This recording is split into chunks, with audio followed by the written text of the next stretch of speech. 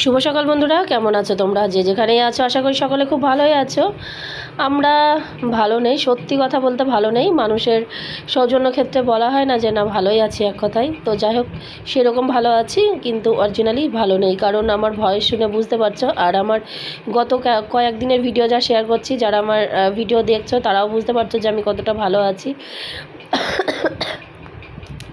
বর্তমানে আগে যেরকম ছিলাম তার থেকেও অসুস্থ হয়ে গেছি। তো যাই হোক, সকাল সকাল দুধ নিয়ে এসে ওই যে দুধের প্যাকেটটা ঢেলে গরম করলাম আর চা করে নিয়েছি। তো দুধটা যখন পড়ছিল না সরু হয়ে, তো এটাই ভাবছিলাম, আমরা একবার গরু পুষেছিলাম, তো গরু আমি দুইতেও শিখেছিলাম, গরু দুইতাম। তো ভাবছিলাম যে এরকম বেশ কি সুন্দর গরুর বাট থেকে দুধগুলো পড়তো, এখন যদি থাকতো বেশ কত সুন্দর হতো, বেশ ভিডিও করতে পারতাম। কিন্তু 2020 সালে গরু ছিল, সেই সময় আমার ফোনে এরকম মানে ভিডিও বানাতাম না, আর ফোন যাই হোক তখন আমার ছিল না। তো সেই সব স্মৃতিচারণ করতে করতেই চা নিয়ে বসে গেছি, গরম চায়ে চুমুক দিয়ে। তারপরে আবার দেখো ফটাফট ভাত হয়ে গেছে, আর ওই যে একটু মাছের মাথা ছিল, মাছের মাথাটা পেঁয়াজ দিয়ে একটু সবজি করে নেওয়া হয়েছে। আর হচ্ছে কি আলু সিদ্ধ কচু সিদ্ধ করা হয়েছিল, কিন্তু একটু পান্তা ভাত ছিল। পান্তা ভাত তো ফেলা যাবে না বাপু, পান্তা ভাত আমাদের এমনিতেই সবার এত প্রিয়। আমি ওই পান্তা ভাতটুকু একটুখানি নিয়ে বসেছি, অদ্রিজা আবার চাইছে যে না আমি খাবো। কিন্তু আমরা এত সকাল সকাল খাওয়া দাওয়া করতে বসেছি, সেটার কারণ হচ্ছে কি, ওই যে চা করলাম না, চা করার পরেই আমার সঙ্গে সঙ্গে ভাত বসানো হয়েছিল। ভাত বসিয়ে ওই যে মাথাটা সবজি করা হয়েছিল, আলু কচু সিদ্ধ দেওয়া হয়েছিল। কারণ কি, আমার ডাক্তার দেখাতে যাওয়ার কথা। অবশ্যই এই ভিডিওটা কিন্তু গতকাল যে ভিডিওটা দেওয়া হয়েছে হসপিটালে যাওয়ার, তার আগের দিনের ভিডিও। কারণ এইটা হচ্ছে আমরা সেই দিন যাওয়ার কথা ছিল, সেই দিন এখানে সকাল থেকে অনেক বৃষ্টি হয়, তো যে জন্য আর বার হতে পারিনি। তো শেষ পর্যন্ত আমাদের ক্যান্সেল করা হয়। তো সেই জন্য সকালের মতো রান্না করা হয়েছিল, যে খাওয়া দাওয়া করে সারাদিন তো লেগেই যাবে ওখানে, আর রান্না বান্না করিনি। কিন্তু যেহেতু যাওয়া হলো না, তারপরে আবার দেখো দুপুরে রান্না বসাতে হলো। তো দুপুরে আর কি করব, মাছের মাথা তো ছিল, সেটা তো খেয়েই ফেলেছি। তো দুপুরে নিচে থেকেই এখানে ডিম নিয়ে এসছে, তো ডিমের ঝোল ভাত করবো, আর একটু পুঁই শাক ছিল, পুঁই শাকটা ভাজা করে নিচ্ছি।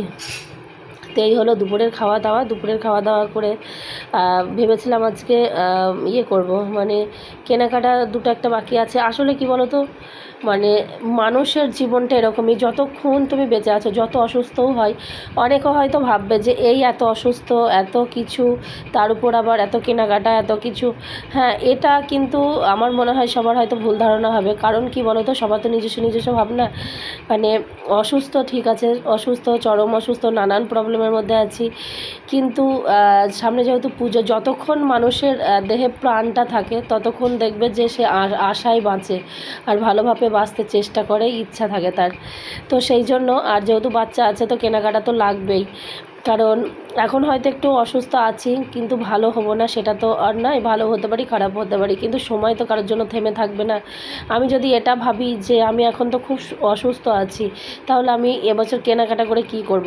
কিন্তু দেখা গেল পুজোর সময় হয়তো আমার শরীর স্বাস্থ্য একটু ভালো থাকলো, তখন তো আমার কেনাকাটাটা প্রয়োজন, তাই না? তো সেই জন্যই বলছি, মানুষ যতক্ষণ বাঁচে, ওই যে কথায় একটা আছে না বাংলা কথায়, আশায় বাঁচে চাষা, তো আমাদের জীবনটা কিন্তু তাই। প্রতি মুহূর্তে কিন্তু আশা স্বপ্ন জীবনে যদি না থাকে, তাহলে কিন্তু জীবন চলবে না।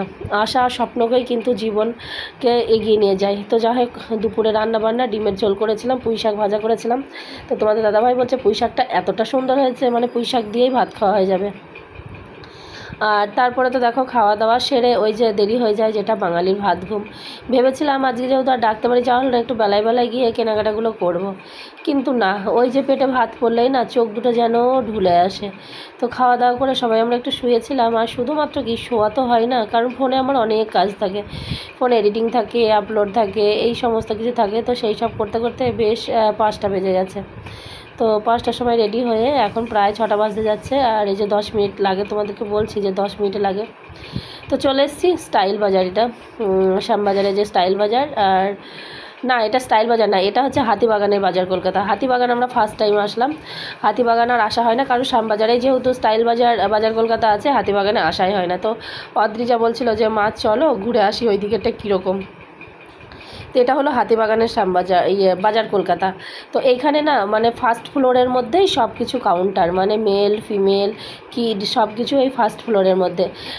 শ্যামবাজারটা যেরকম কি তিনতলা, থার্ড ফ্লোর না ফোর্থ ফ্লোর পর্যন্ত আছে, এক একটা ফ্লোরে ডিপার্টমেন্ট ভাগ করা, কিন্তু এখানে সেটা নেই। এটা অনেকটা বড় জায়গা নিয়ে ফার্স্ট ফ্লোরের মধ্যে সব ডিপার্টমেন্টগুলো আলাদা আলাদা করা।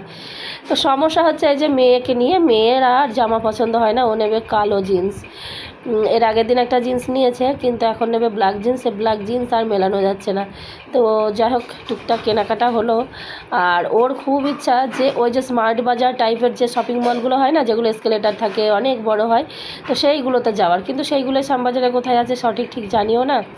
আর যেখানে যেখানে আছে সেখানে যেতে গেলে একটু সময় লাগবে, আর আমাদের যাওয়াও হয়নি আর কি।